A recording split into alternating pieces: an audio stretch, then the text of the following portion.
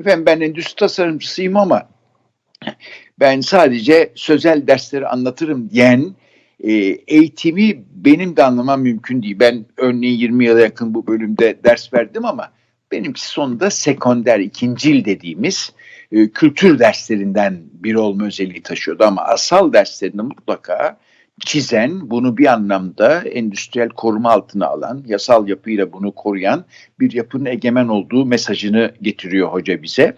Burada galiba kendisine 1979'da Hindistan'daki bir tasarım kongresinde bu alanın öncü ismi Victor Papanek'in bir sözü çok yol gösterici olmalı. Papanek hocaya dönmüş ve demiş ki tasarım öldürücü olmamalıdır. Tabii bu İngilizce anlatım içerisinde ne olduğunu kestirebiliyoruz. Öldürücü olmamalı derken insanı yaşatmalı diyor. Hocanın bütün endüstriyel endüstriyel tasarıma yaklaşım tarzında da hep kullanım esaslı gitmiştir. Çok az kullanıla gelir ama akademinin bir baskısına da konu olmuştur. Hocanın doçentlik tezi sandalyedir, koltuktur. Çünkü kendi deyimiyle teze bakılacak olursa az sayıdaki nüsha halen akademi kütüphanesinde bulunur. Hoca der ki ergonomik olarak koltuk 45 derecelik açısı hiç bozulmamış.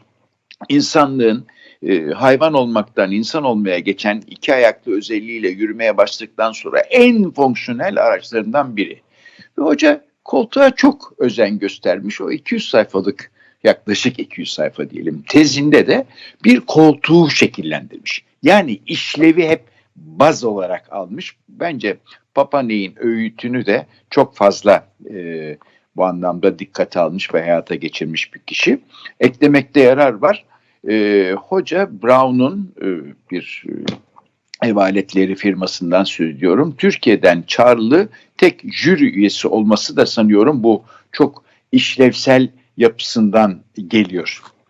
Bu ikinci yanıydı. Yani hocayı bir patentçi, buluşçu, yenilikçi yanıyla bilmemiz gerekir.